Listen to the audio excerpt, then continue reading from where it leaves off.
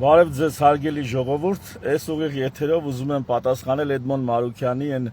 մեղադրանքին կամ, չգիտեմ, դիտարկմանը, որով Մարուքյանն ասում է բոլորին դեմ եմ նախաձեռնությունը, որ ասում է մանդատները դնելու եմ, որովհետև մենք մանդատի համար չենք մտնել ընտրապայքարի մեջ, ասում է այդ դեպքում ինչի եք մտել ընտրապայքարի մեջ, եթե մանդատները պիտի վայր դնեք, ու օրինակ է բերում, որ ասում է գնում ես աղջիկ ուզելու, բայց ասում ես մեզի աղջիկը պետք չի։ Իհարկե, yani այդ դեպքում ինչի ես գնում աղջիկ ուզելու։ Պարոն Մարուքյան, ջերմ բարևներս։ Ուրեմն պատկերացրեք գնացել եք ձեր փեսացուի համար աղջիկ ուզելու ու համաձայնվում են, որ ձեզ աղջիկ տալիս են, բայց դիմացը աղջկան չեն տալի, աղջկա եղբորն են տալի։ Ասում են, հա, համաձայնենք, բայց աղջկա եղբոր հետ պետք է պսակվեք, ոչ թե աղջկա։ Այդ դեպքում ինչ եք անում։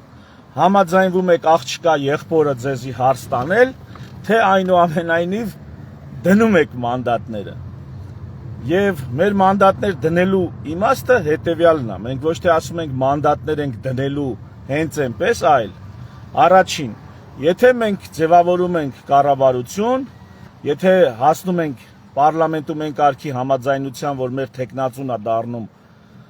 վարչապետ եւ մեր կողմից է ձևավորվում կառավարություն, այդ դեպքում 100 օր անց իշխանափոխությունը անելուց 100 օր անց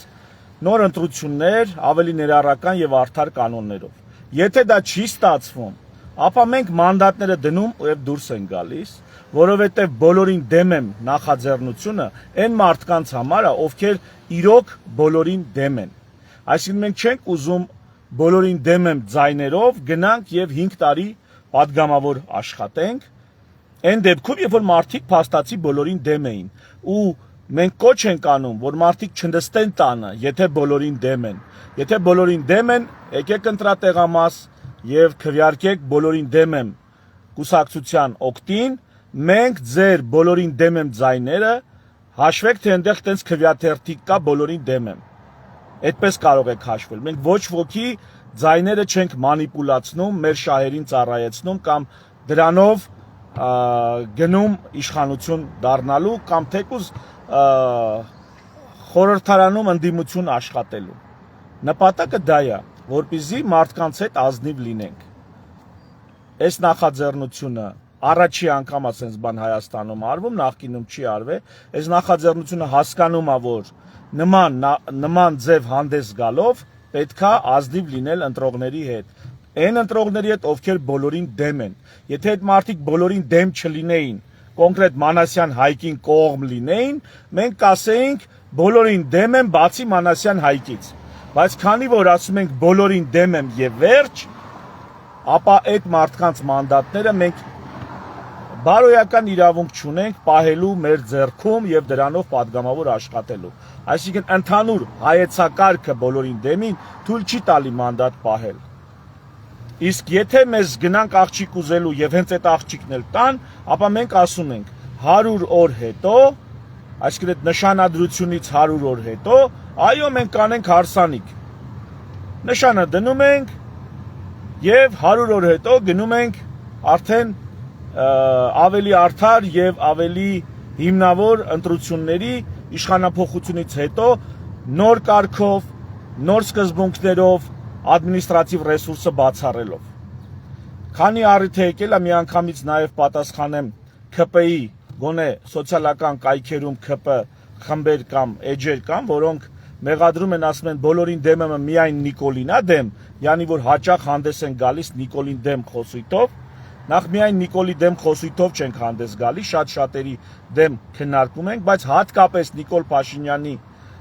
դեմ ինչի ենք խոսում։ Նախ նա է իշխանություն։ Նրանք են իշխանություն եւ վերջի 8 տարվա ապիկարությունների պատասխանատու նրանք են։ Այս վերջերս էլ օրենք փոխեցին, կուսակցությունների մասի սահմանադրական օրենքում փոփոխություն արին մի օրում, մի օրում փոփոխություն անող եք, ընտրական շեմը սարքեք 1%։ Ավելի արդար եւ ներառական սկզբունքով արեք, հենց կարայիք չէ փաստորեն անեք, բայց չեք անում։ Այսինքն Նիկոլ Փաշինյանն է իշխանություն, դրա համար ամենաշատը իր մասին ենք խոսում։ Երկրորդ, սոցհարցումները ցույց են տալիս, գոնե ամենահեղինակավոր սոցհարցումը, որ Նիկոլ Փաշինյանը ունի 24% աջակցություն, մնացած ուժերը 10%-ի շեմը չեն հատում։ Հիմա, եթե մարդիկ չգնան ընտրության, օրինակ ընտրողների 50%-ը կեսը չմասնակցեն ընտրության, նրանց ձայները ավտոմատ գնալու է ամենաշատը Նիկոլ Փաշինյանին։ Եվ Նիկոլ Փաշինյանը այդ 24%-ը դառնալու է 48%։ Ինքը Ստինքյան, հենց այն պատճառով որ մարդիկ չեն գնում ընտրության։ Իսկ մյուսների ձայները, ենթադրենք 3%-ից դառնալու է 6%, 13%-ից 26%, բայց ամենաշատը այս թերի մասնակցայնությունից, կիսատ մասնակցայնությունից, ամենաշատը օգտվելու է Նիկոլ Փաշինյանը։ Այդ իսկ պատճառով մենք ասում ենք, եթե չգնացիր ընտրության, դու ամենաշատը ավտոմատ կերպով քո ձայները տալու ես Նիկոլ Փաշինյանին։ Այնուամենայնիվ, ճիշտը ընտրություններին մասնակցելն է եւ ցույց տալ, թե իրականում ինչքան ինչ մասշտաբի լեգիտիմություն ունի Նիկոլ Փաշինյանը Հայաստանի Հանրապետությունում։ Որ չգան հետո գլուխ գովան, թե մենք լեգիտիմ ենք։ Դուք լեգիտիմ չեք։ Լեգիտիմությունը երկու հիմք ունի, մեկը այդ քվենա, երկրորդը կոմպետենտությունը, եթե երկիրը ռացիոնալ իրավական ինստիտուցիոնալ հիմքերի վրա է իշխանությունները եւ իշխանությունների փոփոխությունը։ Դուք կոմպետենտ չեք, ընկեր։ Դուք այդքանով արդեն լեգիտիմ չեք։ Դուք ընտրակաշառքը ինստիտուցիոնալիզացրել եք, այսինքն ընտրություններին ընդառաջ առանց բյուջեի հաստատման ձեզանից դուրս փողեր եք բաժանում, ստեղ այնտեղ աշխատավարձեր եք բարձրացնում, հեծում, պարգևավճարներ եք տալիս։ Դուք ընտրակաշառքը հասցրել եք թղթերով ամեն ինչ կարգին է պետական մակարդակի։ Այսինքն, սենց տենց դուք լեգիտիմ չեք։ Ինչ էլ անեք այլևս, մեկը լեգիտիմ չեք։ Մենք ուզում ենք, որ այդ թվային արտահայտությունը լինի ընտրությունների ժամանակ նաև մարդկանց հրավիրելով ընտրատեղամաս եւ ասում ենք քվեարկեք բոլորին դեմ եմ նախաձեռնության օգտին, քվեարկեք բոլորին դեմ եմ քվեաթերթիկի օգտին, եթե մենք 100 օրվա մեր ծրագիրը իշխանությունը փոխելու, նոր ընտրություններ սահմանելու չկարողացանք անել, մենք տուն չենք տանելու այդ մանդատները, դնելու ենք եւ դուրս գանք։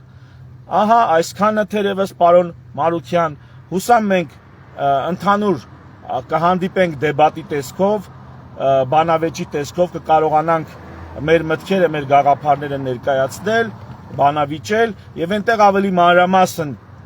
կպատասխանենք ձերեն հարցերին, որոնք հիմա ունեք եւ արտահայտում եք սոցիալական ցանցերում էլ տարածվում է։ Թերևս այսքանը, բարի աշխատանքային օր եմ մաղթում բոլորիդ,